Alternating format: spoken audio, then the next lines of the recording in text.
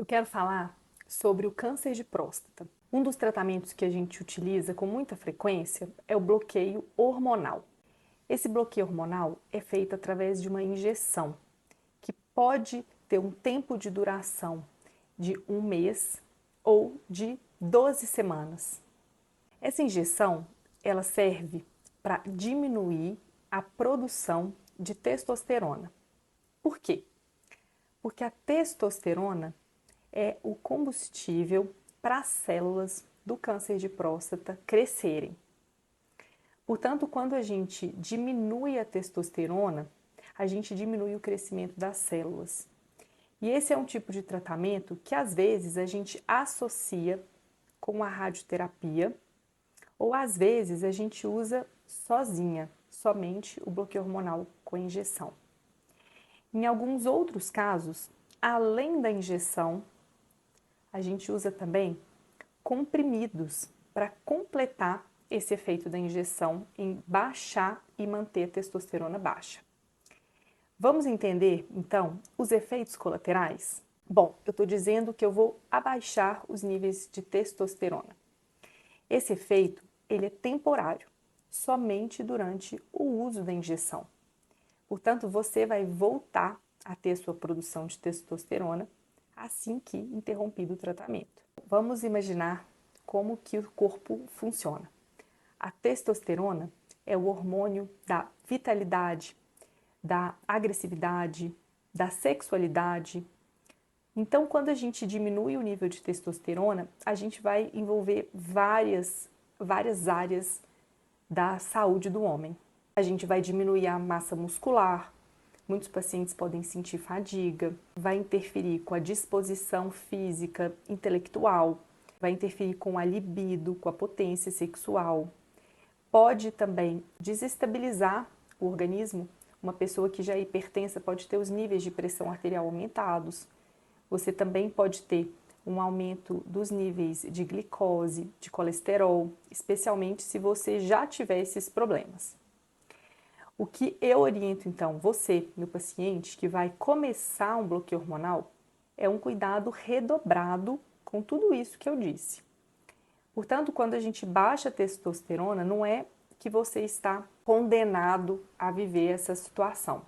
A perda de massa muscular, ela pode ser contraposta com atividade física moderada a intensa, de força, aeróbico. Essa interferência na pressão, nos níveis de glicose e de colesterol podem ser combatidos com uma alimentação adequada, com idas ao cardiologista, ajuste de medicamentos. Então é um cuidado a mais que tem que ter. Um outro efeito comum é ter ondas de calor, parecido com as mulheres que vão entrar na menopausa. Então ondas que vêm podem vir várias vezes ao longo do dia, ao longo da noite, levando a uma sudorese profusa, e isso pode ser bastante incômodo também. Então, o bloqueio hormonal é um tratamento que traz alguns efeitos colaterais, que vão ser percebidos em maior ou menor grau, é muito individual de cada paciente. Para quase todos os efeitos, nós vamos conseguir medidas médicas, comportamentais, de orientação, para minimizar esse efeito colateral. E como eu disse, então a duração da ação da injeção, ela pode ser ali de 1 mês até de 3 meses, né? Mais precisamente 12 semanas. Então eu vou definir com qual periodicidade que você vai tomar essas injeções. Se é mensal ou se é a cada 3 meses. E a duração do tratamento vai depender muito da situação de cada um. Então eu vou contar aqui de uma situação que é comum, muito comum, que se chama recorrência bioquímica. O que é a recorrência bioquímica? Então você teve um câncer de próstata e foi submetido a um tratamento local. O tratamento local pode ter sido ou a radioterapia ou a cirurgia chamada prostatectomia radical. Em mais ou menos 50% dos pacientes, isso vai variar do seu risco. Pacientes de risco baixo, obviamente, isso é menor. Pacientes de risco alto, a gente dá uma classificação, podem ter até em torno de 60% de recidiva bioquímica. É quando o seu PSA torna a subir. E essa é uma condição em que a gente tem uma proposta de tratamento ainda curativa, e é quando a gente vai lançar mão, na maioria das vezes, do bloqueio hormonal. Nessa condição, o bloqueio hormonal ele vai ter uma duração que vai depender do risco. Pacientes de risco mais baixo, 6 meses de bloqueio hormonal. Pacientes de risco mais alto, 2 anos de bloqueio hormonal. Portanto, é importante entender quando a gente indica um tratamento e entender quais que são os fatores de risco. E o que a gente leva em conta quando eu vou te dizer se você é de baixo, intermediário ou alto risco. Então, aquela nota da biópsia, que é o Gleason. Quanto mais alto o Gleason, 8, 9 e 10, maior é o risco.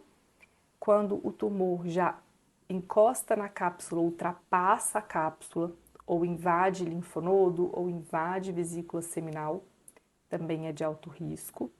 Ou quando o seu PSA, antes do tratamento, foi maior do que 20, por exemplo. Qualquer um desses critérios te categoriza como alto risco. Então, pacientes de alto risco geralmente são tratados com terapias mais agressivas, que é para contrapor o risco da própria doença. Esse tratamento, então, vai ser conversado com você detalhadamente. A gente vai avaliar todo o seu histórico. Como eu disse, os riscos cardiovasculares não são desprezíveis, então a gente precisa de levar tudo isso em conta na hora de indicar um tratamento. Aqueles pacientes que foram tratados primeiro com a cirurgia, o tratamento da recorrência bioquímica vai envolver radioterapia com o bloqueio hormonal.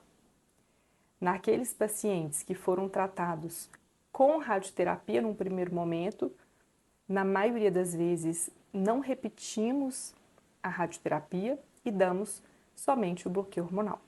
Um exame que geralmente eu vou te pedir nesse momento é o PET com PSMA. Esse é um exame muito completo, é um exame que vai ver todos os locais onde pode estar sendo produzidos o PSA. É uma das raras situações em medicina que a gente tem um aumento do marcador, significando a presença da doença.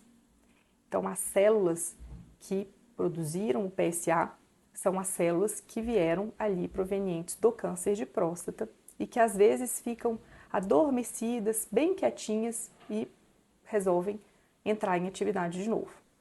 Então, o aumento do PSA significa para a gente que existe um foco ali de células que estão produzindo o PSA.